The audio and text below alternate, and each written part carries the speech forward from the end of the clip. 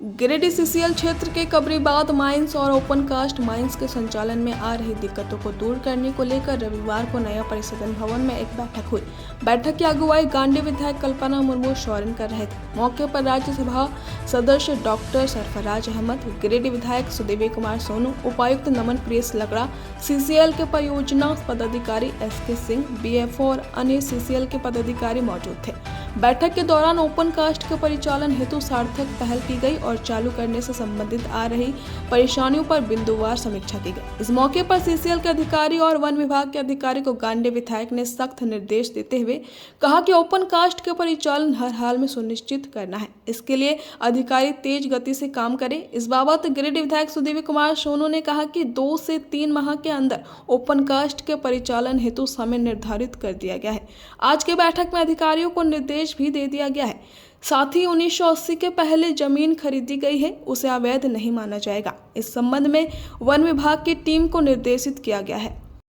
अभी मीटिंग हुआ, कल्पना शौरन ma'am head कर रही थी मीटिंग को, तो उनका कहना था कि हमें गिरिडीह किसी भी हाल में चालू चाहिए, गिरिडीह ओपन कास्ट। तो इसके लिए उन्होंने बड़ा ही सार्थक पहल किया और डीएफओ को निर्देश दिया गया कि जो एक्ट में है कि जो ब्रोकन बिफोर 1980 है उस पर फॉरेस्ट एक्ट लागू नहीं होता है, इसके लिए उनको एक सर्टिफिकेट देना है। उन्होंने निर्देश दिया कि आप इनसे पूरा सबूत लीजिए और सर्टिफिकेट इनको इशू कीजिए ताकि गिरिडीह 2 से 3 महीना में चालू हो जाए।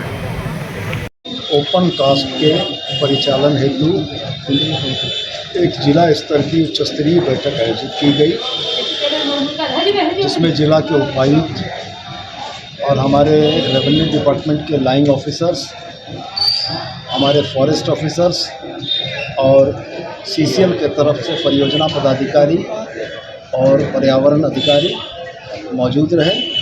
हम लोगों ने बिंदुवार इस बात की चर्चा की कि ओपन कास्ट क्वेरी को पुनर्जीवित करने या चलाने के संबंध में जो विषमताएं हैं उनका निराकरण कैसे किया जा सके। सीसीएल के तरफ से यह बताया गया कि नई गाइडलाइन और नए ऑनरेबल सुप्रीम कोर्ट के निर्देश के आलोक में यदि कोई भूमि 1980 से पहले ब्रोकन लैंड है तो वैसी स्थिति में वन विभाग को आपत्ति नहीं हो सकती है। तो ब्रोकन बिफोर 1980 के दस्तावेज सीसीएल को डीएफओ को सबमिट करने के लिए कहा गया, जो दस्तावेज उन्होंने तैयार किए गए हैं।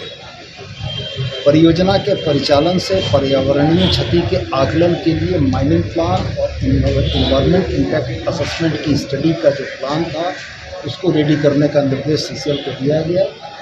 दोनों ही विषय पर सीसीएल के पदाधिकारियों ने यह आश्वस्त किया कि 1 सप्ताह के अंदर वो डीएफओ के सामने इन तमाम कागजातों को प्रस्तुत करेंगे।